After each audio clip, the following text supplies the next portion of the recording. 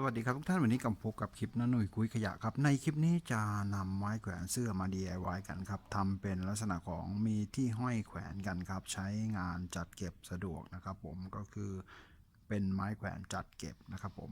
โอเคครับติดตามชมนะครับผมจากไม้แขวนพลาสติกไม้แขวนเหลือใช้เนี่ยครับผม